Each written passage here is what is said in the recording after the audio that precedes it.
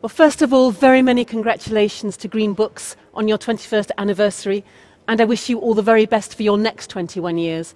The kind of books that you publish have never been more urgently needed.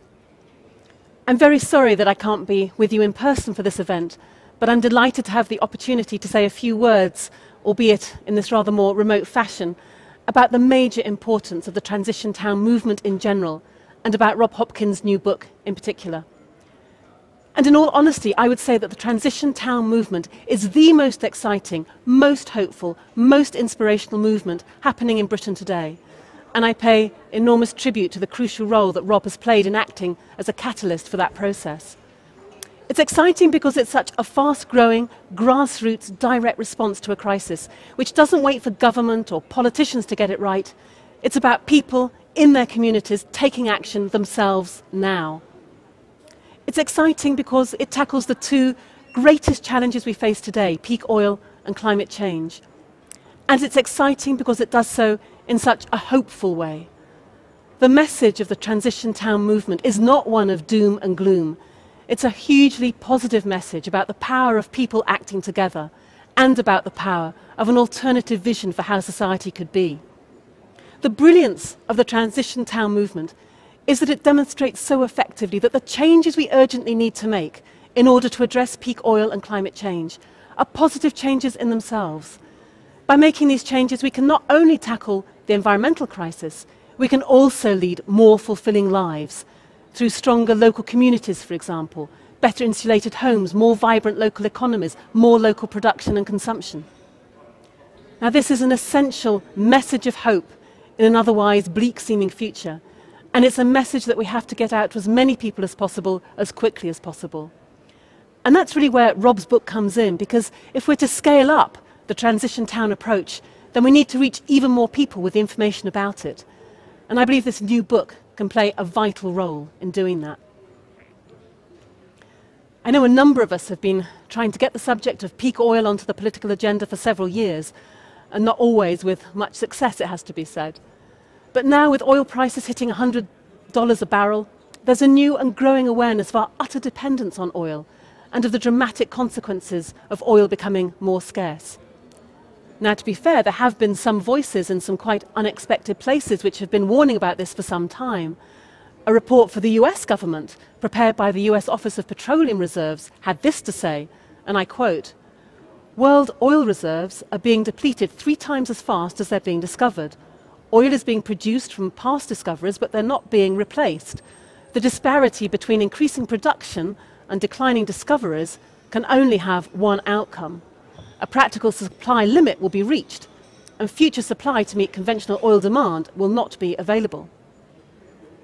Now, the consequences of that could be quite devastating, or as the report itself succinctly puts it, a serious supply-demand discontinuity could lead to worldwide economic chaos. Well, quite. And given the stakes, you'd think that policymakers would be investing a bit of time in addressing this issue. Yet if the EU is anything to go by, there's an extraordinary failure to do so.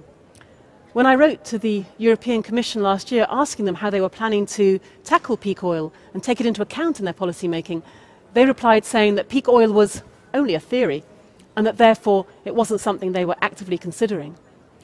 And so I arranged for Richard Handbook, one of the foremost authorities on peak oil and author of several books on the subject, to meet with Commission representatives to brief them on the scale and the urgency of the challenge. Now, he was absolutely horrified to witness their extraordinary complacence when they openly admitted that the supply side of oil resources is not something they give much thought to. It turns out that it's literally nobody's job to be thinking about this. And yet one of the things we can be certain of is that peak oil is not just a theory. Its timing might be theoretical, it might happen in 2 years, in 10 years or 20 years, it might have happened already. But the geological non-negotiability of the fact that fossil fuel resources are finite really ought to be on someone's political horizons, and frankly it's truly shocking that at European level at least, it's not there.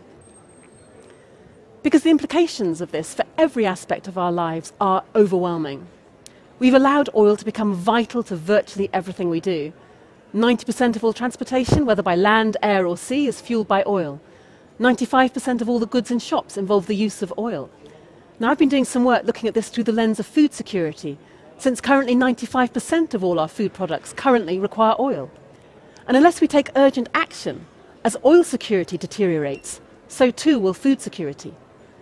Unfortunately, British farming, and indeed Western industrialised farming as a whole, has evolved into a system for turning oil into food, reliant as it is on energy-intensive manufacture of synthetic fertilisers, heavy use of oil-based plastics and centralised, oil-dependent, just-in-time distribution systems. And we caught a glimpse of just how dependent the supply of even the most basic foodstuffs has become on petrol during the blockades at oil refineries and distribution depots back in September 2000, when the protests by farmers and road hauliers against higher fuel taxes triggered a national fuel crisis. Within days, the supermarkets began to ration sales of bread and milk and sugar. The chief executive of Sainsbury's apparently wrote to Tony Blair to warn him that the crisis was threatening Britain's food stocks and that stores were likely to run out of food in days rather than weeks. And this startling vulnerability is exacerbated by the UK's dependence on food imports.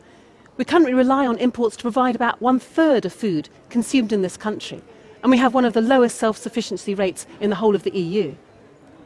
And although demand for exotic or out-of-season foods is one of the drivers for increasing imports, I think it's crucial to note that over half of the food imported in 2002, for example, was indigenous produce. In other words, at the time when it was imported, it could have been grown in the UK's temperate climate, and therefore potentially could have been sourced in this country.